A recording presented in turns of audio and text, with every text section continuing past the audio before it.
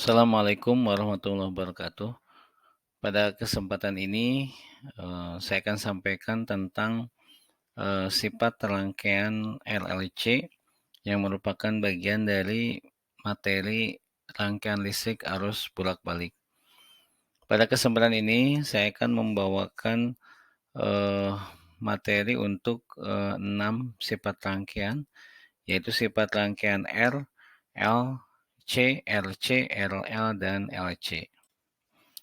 Nah, untuk sifat komponen listrik pada sumber arus AC itu ada yang tiga yang pertama yaitu untuk R, L, dan C ini dapat terlihat dari hasil grafik yang dihasilkan oleh osiloskop yang sudah kita hubungkan pada sebuah rangkaian.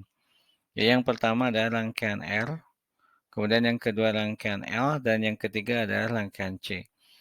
Grafik yang dihasilkan ini adalah grafik yang berasal dari hasil analisa dengan menggunakan osiloskop. Nah, untuk grafik yang pertama untuk L di sini kita melihat bahwa antara P dan I ini dia sepase atau memiliki sudut yang sama, tetapi yang berbeda adalah nilai maksimumnya.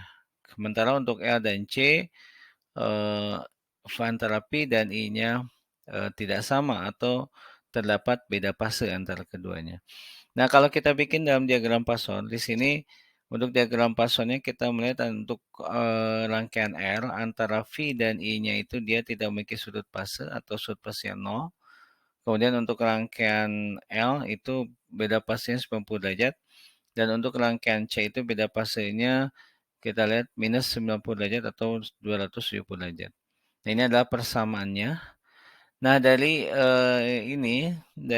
persamaan ini kita peroleh bahwa nilai XL itu besar. Jadi hambatan untuk resistor itu R, sementara hambatan untuk induktor itu namanya XL, yang besarnya sebesar 2VF dikalikan L. Sementara untuk yang kapasitor, hambatannya itu besarnya XC yang nilainya sebesar 1 per omega C atau 1 per 2PF kali C.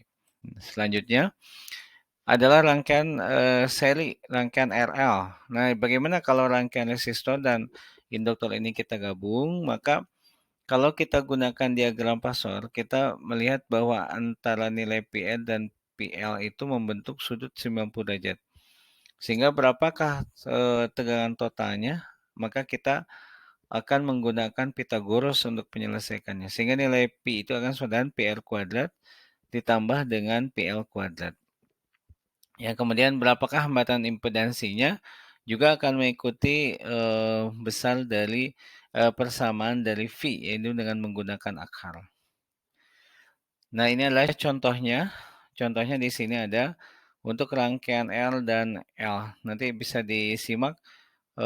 Di sini bahwa nilai Z ini atau impedansi atau hambatan total itu diakarkan antara L dan XL.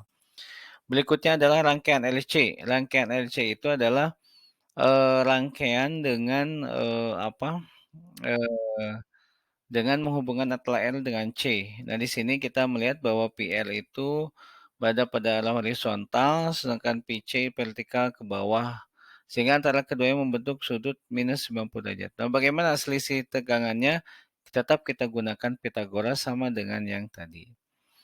Nah, berikutnya bagaimana untuk rangkaian LC? Nah, karena PL dan PC-nya itu dia berada dalam satu garis, maka nilai tegangannya itu bukan merupakan penjumlahan hasil Pythagoras, tetapi pengurangan saja. Kan dia berasal dalam satu garis lurus. Begitupun dengan nilai impedansinya seperti itu.